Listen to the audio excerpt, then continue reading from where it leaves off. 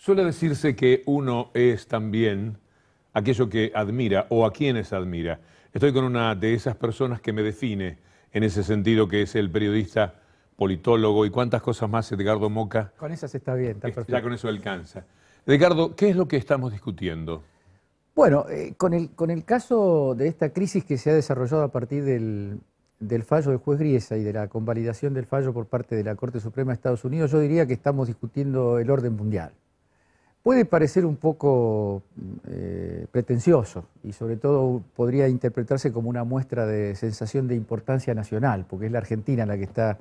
involucrada en este tema, pero yo creo que es un test, creo que ha salido a la superficie, en este caso a una superficie judicial, un problema muy, muy importante que se viene dando en el sistema mundial, yo diría sobre todo a partir del 2008-2009 con la crisis de las subprimes, que es una cierta crisis de gobernabilidad, digamos. La crisis de gobernabilidad que consiste en una especie de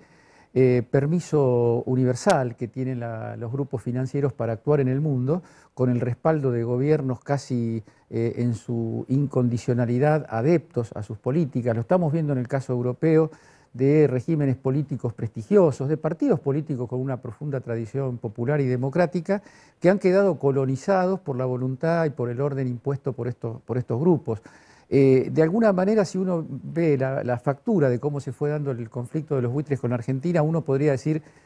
haciendo una imagen un poco brutal, que Singer parece tener más poder que Obama en los Estados Unidos y que en general las clases políticas, las encargadas de administrar la gobernabilidad del sistema capitalista global, están defeccionando a manos de los poderes económicos. Entonces, si llegara a prosperar, yo tengo una fe enorme, Víctor Hugo, que esto, con la presión, con la movilización estatal, popular, en los países que vienen apoyando a Argentina, se le puede encontrar una solución razonable. Pero si se insistiera en una solución irracional, en una solución absolutamente acomodada a los intereses de un grupo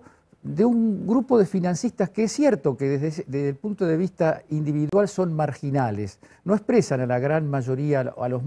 necesariamente a los más poderosos del sistema financiero, pero el caso sí expresa un problema, porque si se toma el caso argentino como un antecedente válido, el fallo de Griesa, estaríamos ante una virtual enajenación del poder soberano de los estados a manos de los acreedores financieros, ¿no? Y esa enajenación que un nuevo mundo de BRICS, de adhesión a la causa de la Argentina, en este caso de los fondos buitres, que le sale al cruce. Ese es el nuevo orden que se empieza a insinuar. Yo creo que hay que ser moderado, no en el sentido del apoyo, yo en el caso del apoyo, mi apoyo es pleno a estas iniciativas, moderado en cuanto a las expectativas inmediatas que tiene todo esto, porque esta es la respuesta a la crisis del 2008. La respuesta es que países, caso Rusia, caso China, que parecía que encontraban un lugar natural en el nuevo mundo neoliberal, donde Estados Unidos podía ser primus inter pares, pero podía haber un lugar para los poderosos de otras regiones, han encontrado que no hay lugar, que el lugar ya está ocupado, que hay una especie de ideología fundamentalista. Estados Unidos suele hablar del fundamentalismo como razón de la guerra, como razón del terrorismo, pero si uno analiza la Corte Suprema de los Estados Unidos, el ala más ultramontana del Partido Republicano de los Estados Unidos, el Tea Party, si ve el lenguaje que se habla en esos medios, en esos ámbitos, no es un lenguaje no es tanto el lenguaje de gente poderosa en el mundo, sino de gente que ya ha llegado a confundir al mundo con su propio ser, con sus propios intereses. Entonces, está en juego la cuestión de los estados-nación. En los años 90, cuando uno decía el derecho soberano de la nación, parece que acudía a una imagen paleolítica, algo que ya se había cerrado. Sin embargo, hoy la nación reaparece en todos lados, reaparece en lo positivo, en la reivindicación de los recursos naturales, de la soberanía, y también reaparece desgraciadamente en Europa por la vía también de cierto fundamentalismo nacional, ¿no? ¿Y cómo hace el mundo, la gente, para entender lo que está sucediendo si entre los hechos, entre esa realidad tangible y las soluciones que pudieran registrarse, tenemos nada menos que a los medios de comunicación? Yo creo que lo que puede hacer la gente, lo que pueden hacer los pueblos es lo que de alguna manera se está haciendo, lo que están haciendo particularmente los pueblos de nuestra región, los pueblos de la UNASUR, que es poner en la escena política las querellas, desnudar que no estamos todos de acuerdo. Si uno mira cómo están cubriendo los medios de comunicación el tema de los fondos buitres, Por supuesto que hay interés, y no un interés meramente ideológico, sino que, como se ha comprobado en los últimos movimientos que hemos asistido en la Argentina, hay poderes y hay plata puestas a favor del lobby de los fondos buitres. Pero más allá de ese lobby y de ese interés directamente mercantilista, existe una base de fundamento, una idea sobre el mundo, que es una idea que está anclada en los años 90, que está anclada en la época que ahora van a ser 25 años de la caída del muro de Berlín y la especie de aparición de una Pax imperial donde no iba a pasar nada, donde ya estaba todo repartido, estaban las cartas claras. En Argentina en ese momento el gobierno de turno, los dos gobiernos de turno de esa época, sostuvieron que el único lugar viable para la Argentina era como furgón de cola de los grandes intereses de Estados Unidos. Bueno, esa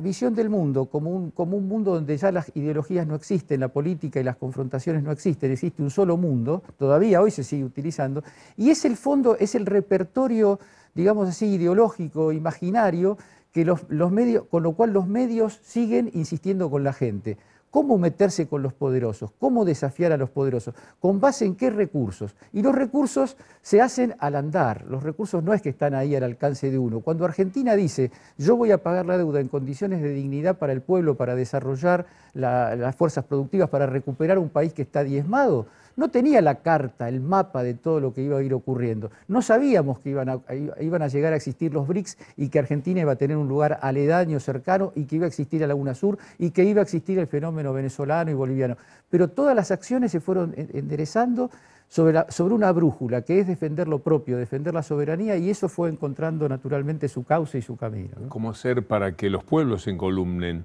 en general con esos pronunciamientos de los gobiernos ante una batalla cultural en la que ellos han sido tan dominantes? Yo creo que, por lo menos pensando en los pueblos de esta región y pensando en la UNASUR, hay un gran papel que, por supuesto, estoy seguro que va a ser llevado a fondo por parte de los liderazgos. Es decir, no hay una fe en lo espontáneo, no hay una fe en que las sociedades por sí solas van a ver, en el caso argentino, un caso testigo que vale la pena realmente jugarse, porque está en juego la vida de todo el continente, de toda la región, sino que los liderazgos, uno piensa, vio las caras de los líderes de la UNASUR en la reunión reciente con los BRICS, vio la cara de Dilma, la cara de Maduro, la cara de todos los que participaron, y la convicción que se ha ido conformando en estos años de que no hay un destino para Ecuador o para Venezuela o para Bolivia o para Argentina por sí solo. No hay la amistad de cualquiera de nosotros con los poderosos y desde ahí pretender sacar ventajas, sacar tajada de esa posición estratégica mejor, como alguna vez el propio gobierno argentino de los 90 especuló. La única carta de salvación nuestra es la unidad latinoamericana, la única carta es la continuidad y la profundización de los proyectos transformadores populares que no la están pasando nada sencillas. No la están pasando nada sencilla y no es casual, porque para los poderosos de la tierra lo que está ocurriendo aquí es una anomalía. No le perdonan ni siquiera a Dilma Rousseff, que es una posición verdaderamente sensata, además propia de un país que integra ya, que es un actor global. No le perdonan la más mínima solidaridad con los pueblos, con los países que buscan otro camino, que no es un camino como el de hace 25 años en la época de la Guerra Fría, con una cartografía rígida, que ya se sabe que se va hacia allá o hacia el otro lado, sino que es un camino que se hace al andar, se hace con la experiencia de no dejar que nos pisoteen, de no dejar que nos arrinconen, de unirnos para evitarlo. No obstante, advierto una dosis de esperanza